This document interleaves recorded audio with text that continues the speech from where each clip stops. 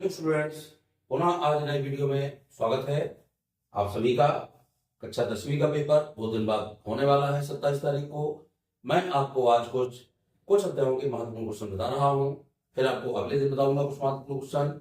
उन क्वेश्चनों की तैयारी करना है और उन क्वेश्चन में आपको कोई कठिन अंश लगे कि ये समझ नहीं आ रहा है या नहीं बढ़ रहा, वो कमेंट करके मुझसे पूछना। उस क्वेश्चन का मैं सामने यहाँ पर आपको बताऊंगा। आपको भी मैं क्वेश्चन बताऊंगा जो महत्वपूर्ण है, जिन क्वेश्चनों के अंतर्गत आपको तैयारी करना है। जो क्वेश्चन आने वाले हैं, पहले अध्याय में आपका रासायनिक समीकरण है, इसमें आपको कुछ क्रियाएं तैयार करना है। एक तैयार करना है संयोजन क्रिया। संयोजन क्या करना है? संयोजन और वियोजन क्रिया, ये दो क्रियाएं तैयार करना है। इन्हें कहते हैं, उदाहरण सही समझाएंगे। एक तैयार करना है आपको विस्थापन क्रिया और द्विविस्थापन। विस्थापन और द्विविस्थापन को उदाहरण सहित समझाइए, यानी ये क्रियाएं परीक्षाओं में पूछी जाती हैं। एक इसी के अंतर्गत आती है रिडॉक्स क्रिया। रिडॉक्स क्रिया में दो आती हैं, अपचय और उपचय। अपचय क्रिया और उपचय क्रिया, यानी रिडॉक्स क्रिया के अंतर्गत, यानी रिडॉक्स में अपचयन और ऑक्सीकरण अभिक्रिया आपको पढ़ना है। ऑक्सीकरण क्रिया क्या है और अपचयन क्या है, ये ऑक्सीकरण और अपचयन क्रिया में पढ़ेंगे। ये दोनों मिलकर के रिडॉक्स अभिक्रिया बनाती हैं। एक क्वेश्चन पढ़ना है आपको, श्वसन एक ऊष्माक्षेपी अभिक्रिया है। समझाइए क्यों ऊष्माक्षेपी? श्वसन एक ऊष्माक्षेपी अभिक्रिया है, क्यों? कारण से समझाइए। क्वेश्चन पढ़ लीजिएगा और कुछ रिएक्शन पढ़ना आपको। एक परिभाषा पढ़ना ऊष्माशोषी की और एक पढ़ना है ऊष्माक्षेपी की। इनकी सबकी परिभाषाएं और इनके उदाहरण आपको तैयार करना है। यानी जो क्रियाएं हैं, चाहे विस्थापन हो, चाहे आपका द्विविस्थापन हो, संयोजन हो या वियोजन हो, ऊष्माशोषी ऊष्माक्षेपीय क्रियाएं हो, ये क्वेश्चन बहुत महत्वपूर्ण आपके हैं। और इसके बाद मैंने आपको समीकरण संतुलन बताया। संतुलन करने की विधियां, यानी समीकरण दिया होगा उसको संतुलन करने को आ सकता है, या संतुलन को नहीं आएगा तो समीकरण आपका दिया होगा और उसको कहेगा समीकरण को पूर्ण कीजिए। ये मैंने एक दिन आपको पढ़ाया था, तो उससे आप लोग पढ़ लेंगे उसी वीडियो से। तो वो क्रियाएं आती हैं, कोई या तो हिंदी लिखी होगा, मान लो लिख दिया जे के हिंदी से हाइड्रो बोलेगा, इक्वल टू खालिस्तान कर दिया, फिर वहां हाइड्रोजन मुक्त कर दिया। इस तरह से कोई क्रिया आए तो उसको आपको क्रिया लिखना है और क्रिया के साथ आपको क्या लिख देना है, इसमें मुक्त क्या होता है, दोनों को संतुलन कर लेना है। संतुलन का मतलब आपका है कि LHS, यानी जो आपका अभिकारक है और उत्पाद है, दोनों क्रियाएं एक सी होना चाहिए, यानी बराबर होना चाहिए। ये आपको पढ़ लेना है। इसके अलावा लोहे की वस्तुओं पर जंग क्यों लगता है, जंग कैसे लगता है, जंग लगने की क्रिया। एक आता है संक्षारण, तो आपको इसमें संक्षारण क्रिया पर लेना है कि लोहे की वस्तुओं में जंग लगने का कारण क्या है, ठीक है ना। और एक क्वेश्चन महत्वपूर्ण है कि जब लोहे की कील को कॉपर सल्फेट के विलयन में डुबोया जाता है तो विलयन का रंग बदल जाता है, क्यों? फिर सुन लीजिए, जब लोहे की कील को कॉपर सल्फेट के विलयन में डुबोया जाता है तो उसका रंग बदल जाता है, क्यों? कारण सही समझाइए। ये आपको क्वेश्चन, एक क्वेश्चन वेरी मोस्ट है, वायु के जलाने के पूर्व मैग्नीशियम रिबन को साफ किया जाता है, क्यों? तो उसमें ऊपर वो परत लग जाती है, उस परत को साफ करते हैं ताकि मैग्नीशियम रिबन बहुत अच्छे से जल सके। ये आपको इसमें तैयार करना है। ये कुछ क्वेश्चन थे। एक क्वेश्चन इसी पार्ट से है विकृत गंधिता। विकृत गंधिता को भी तैयार कर लीजिएगा और इसके उदाहरण याद कर लीजिएगा। बाकी समीकरण मैंने बता दिए थे कि मोस्ट समीकरण पढ़ना है और इसमें इतने क्वेश्चन आप तैयार कर लेंगे तो निश्चित रूप से हमें विश्वास है कि पहला अध्याय आपसे अच्छे से बन जाएगा। समीकरणों को जरूर पढ़ना है। जो समीकरण मैंने आपको पढ़ाए थे वो समीकरण या पूर्ण करने के लिए आए या संतुलित करने के लिए आए, किसी भी रूप से क्वेश्चन आ सकता है, तो आप उसको तैयार कर लीजिएगा। ये पहले पार्ट से कुछ क्वेश्चन थे जो मैंने आपको बताए हैं। आज ये पार्ट तैयार करिएगा। आपको कोई दिक्कत हो कमेंट करके पूछ लें किसी क्वेश्चन में, तो मैं आपको शाम को इसका हल भी बताऊंगा आपको, क्योंकि भी आपको समय नहीं है। 25 तारीख हो गई, कल 26 परसों सुबह पेपर है, तो इन ध्यान से मैं बता रहा हूँ। अगला अध्याय है अम्ल क्षार एवं लवण। दूसरा अध्याय अम्ल क्षार एवं लवण है दूसरा अध्याय। इसमें महत्वपूर्ण क्वेश्चन, पहला क्वेश्चन तो ये है कि अम्ल और क्षार में अंतर, जो बहुत आता है। अम्ल एवं क्षार में अंतर ये बच्चे ध्यान किए रहते हैं और वो अच्छे से तैयार होगा तो ये पार्ट आपसे भी बनेगा। अम्ल क्षार में अंतर बहुत आते हैं। इसके बाद इस पार्ट से जो महत्वपूर्ण क्वेश्चन है, एक एक नंबर में आते हैं। अम्ल क्या है और क्षारक क्या है, अम्ल एवं क्षारक, ये एक एक नंबर में क्वेश्चन आते हैं। अगली महत्वपूर्ण क्वेश्चन इस पार्ट से है पीएच स्केल के बारे में आपको अच्छे से पढ़ना है। पीएच पैमाना किसे कहते हैं समझाइए। तो पीएच पैमाना इसका महत्व भी आ जाता है, पीएच पैमाना आ जाए, अच्छा पीएच स्केल लिख दे किसे कहते हैं, इसका महत्व या उपयोग समझाइए तो ये आपको। अगला क्वेश्चन है पीतल एवं तांबे के बर्तन में, पीतल एवं तांबे के बर्तन में दही एवं खट्टे पदार्थ क्यों नहीं रखने चाहिए। दही एवं कोई भी खट्टा पदार्थ हो तो पीतल एवं तांबे के बर्तन नहीं रखने चाहिए, क्यों, ये क्वेश्चन आपको तैयार करना है। अगला क्वेश्चन इस पार्ट से तैयार करना है क्रिस्टलन जल। इन क्वेश्चनों को जब मैं बोलूं यहां से तो आप नोट कर लेना अपने नोटबुक में, और जो नोटबुक में नोट कर लेंगे तो उन क्वेश्चनों को तैयारी अच्छे से करना है। क्वेश्चन आने वाले क्वेश्चन है, इंपॉर्टेंट क्वेश्चन ही आपको पढ़ना है। मैं इंपॉर्टेंट क्वेश्चन ही आपको बताऊंगा जो महत्वपूर्ण है। इस पार्ट से एक पढ़ना है प्लास्टर ऑफ पेरिस। ये प्लास्टर ऑफ पेरिस कैसे बनता है और इसके उपयोग क्या है, तो ये आपको पढ़ लेना है। इसी तरह दो क्वेश्चन इसी के अंदर आते हैं, धोने का सोडा और खाने का सोडा, और खाने का सोडा, इनके बनाने की विधि, गुण और उपयोग। तो धोने का सोडा का भी आपको पता है और खाने का सोडा, तो इनको आपको तैयार करना है। Na2CO सोडियम कार्बोनेट धोने का सोडा और खाने का सोडियम बाइकार्बोनेट, ये आपको तैयार करना है। ये क्वेश्चन भी इस पार्ट से पूछे जाते हैं। और इसमें उदासीनी अभिक्रिया, उदासीनीकरण, उदासीनीकरण अभिक्रिया के बारे में भी तैयारी करना है। किसे कहते हैं उदाहरण सहित समझाइए, तो ये आपको तैयार कर लीजिएगा। कभी कभी इस पार्ट से टफ क्वेश्चन आएगा तो अम्लीय वर्षा पूछ लेता है। अम्लीय वर्षा किसे कहते हैं और इसके प्रभाव, दुष्प्रभाव क्या है।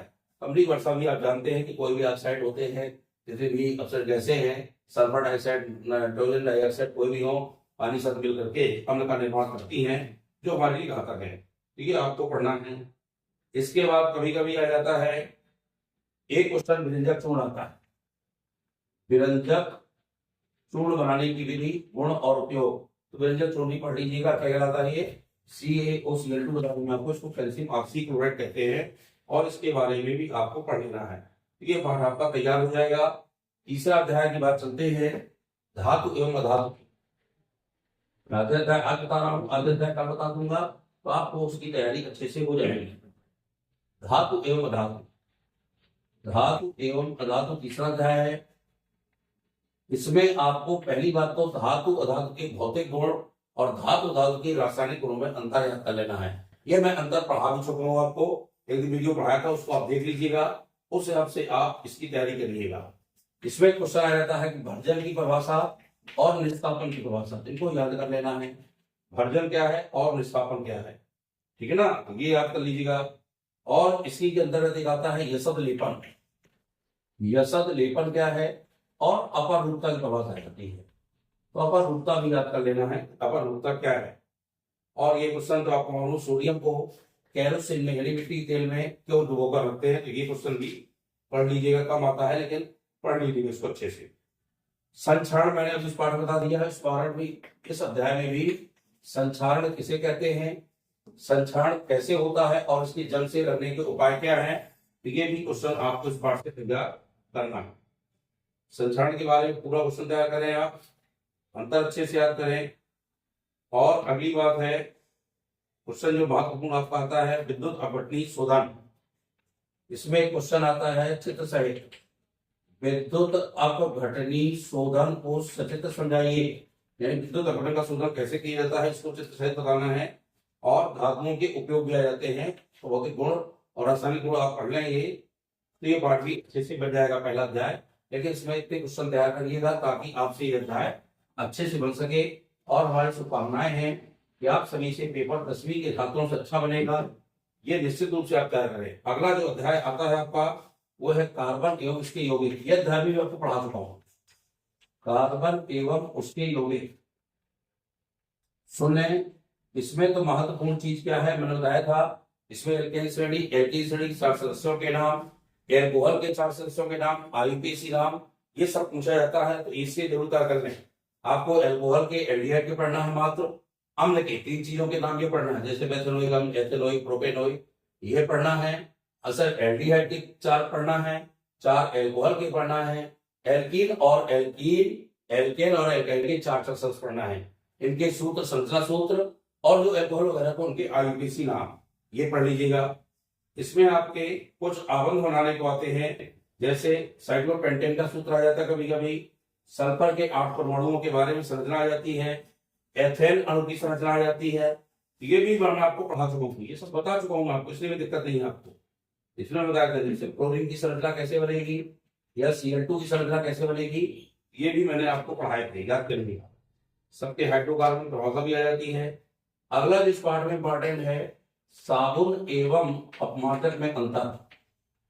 साबुन अपमार्जक में अंतर भी इंपॉर्टेंट है, वेरी इंपॉर्टेंट है ये, इसको अंतर को भी अच्छे से तैयार कर लीजिएगा। और इसमें महत्वपूर्ण क्रियाएं रहती हैं, एक साबुनीकरण क्रिया, इसी के अंदर पढ़ेंगे आप साबुनीकरण क्रिया और दहन अभिक्रिया। तो ये क्रियाएं अच्छे से पढ़ना है आपको, साबुनीकरण और दहन का। अगला पाठ आता है जैव प्रक्रम, 5वां अध्याय, 4था अध्याय का कहा जाता है जैव प्रक्रम। ये 5वां लेसन है आपका 10वीं का। जैव प्रक्रम में महत्वपूर्ण आपको जो क्वेश्चन तैयार करना है, ये बता दूं मैं आपको, इससे जाइलम और फ्लोएम में अंतर याद करना है। क्या याद करना है, जाइलम और फ्लोएम में अंतर, ये पूछा जाता है। जाइलम एवं फ्लोएम में अंतर करना है ना। मानव हृदय की संरचना थोड़ा सा देख लीजिएगा, परसेंटेज नहीं आई हो तो इससे निश्चित आएगी। पिछले वर्ष के क्वेश्चन आपको तैयार नहीं करना है, कि मैंने पहले ही बताया था, 2024-25 के कोई भी क्वेश्चन तैयार नहीं करना है। मानव हृदय की संरचना आपको तैयार करना है, आंतरिक संरचना ज्यादा कुछ नहीं आती है। मानव हृदय की आंतरिक संरचना और उसकी क्रियाविधि, ये आपको तैयार करना है। इसके बाद उत्सर्जन तंत्र, चित्र सहित इसका वर्णन तैयार करना है उत्सर्जन तंत्र का। तो उत्सर्जन तंत्र से तैयार करिएगा। महत्वपूर्ण, वेरी मोस्ट, धमनी और सिरा में अंतर, यदि ये साल नहीं आया, इस साल 100% आएगा। आप देख लीजिए, 25 में यदि नहीं आया तो धमनी सिरा में अंतर आना ही आना है, इसको भी याद करिएगा। अगला अंतर है आपसी अनापसी श्वसन में, बहुत सारा है, आप तो पढ़ लीजिए, बन जाएंगे। आपसी श्वसन और अनापसी श्वसन में अंतर आप तैयार कर लीजिए अच्छे से, ये भी आपसे हो जाएगा। इस तरह से क्वेश्चन। अगला है निःश्वसन और निःश्वसन।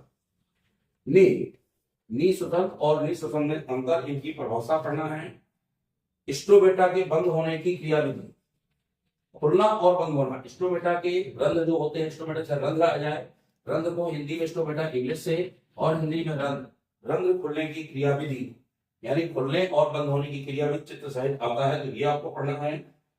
रक्त लसिका में अंतर याद करना है। इसमें 3 अंतर्दानी में आपको ध्यान रखें, धमनी सिरा में, आपसी अनापसी में, निःश्वसन में और रक्त लसिका में। इसके बाद वृक्काणु, हिंदी में कहते हैं वृक्काणु, हिंदी में, इंग्लिश में कहते हैं नेफ्रॉन। नेफ्रॉन को डायलिसिस का ख्याल है, क्यों कहते हैं, एक तो क्वेश्चन ये महत्वपूर्ण है, और नेफ्रॉन की संरचना का चित्र सहित इसका वर्णन, ये आपके लिए महत्वपूर्ण क्वेश्चन है। अगला अध्याय है 6वां।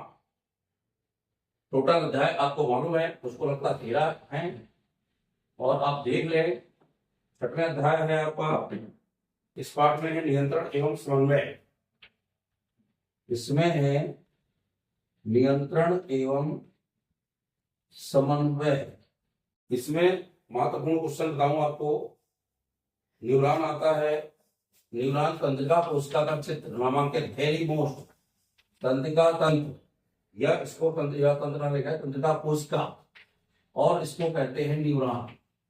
न्यूरॉन की संरचना का चित्र सहित वर्णन, ये पढ़ना है। इसके न्यूट्रॉन के कार्य भी याद करना है, तंत्रिका कोशिका के कार्य जो है वो पढ़ना है।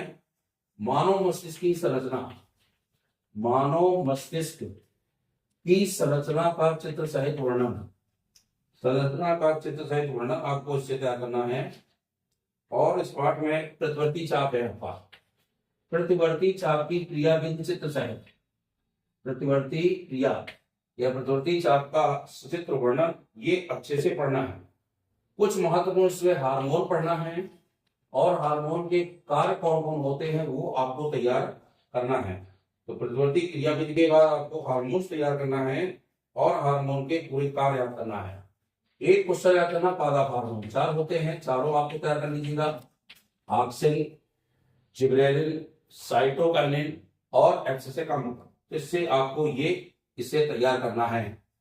तो 6 अध्याय तक के मैंने आपको आज क्वेश्चन बताए हैं। 6 अध्याय तक के पूरे क्वेश्चनों को आज तैयार कर लें, क्योंकि टाइम आपके पास कम है। पूरे 6 अध्याय के आज तैयार करें, कल आगे के अध्यायों को तैयार करिएगा और इसके बाद परसों जब जाते जाते सुबह से उठकर बढ़िया रिविजन करिएगा और पेपर दीजिएगा। तो आप ये ध्यान रखें, मैं कुछ विकल्प भी एकदम पढ़ाऊंगा आपको भी। तो ये आप क्वेश्चन तैयार कर लें। इन क्वेश्चन में किसी भी समस्या हो, आपसे बनता ना हो, तैयार ना हो, लगता है कठिन है, तो कठिन अंश को मुझसे पूछिएगा कमेंट करके। मैं उसका आपको यहाँ हल सरल तरीके से बताऊंगा, जिससे आपको समस्या नहीं होगी। अपने दोस्तों को वीडियो वाले शेयर कर दीजिएगा, लाइक शेयर करते जाएं, वीडियो को सब्सक्राइब भी करते जाएं और जो भी समस्या हो कमेंट में उससे पूछते जाएं। बहुत बहुत धन्यवाद।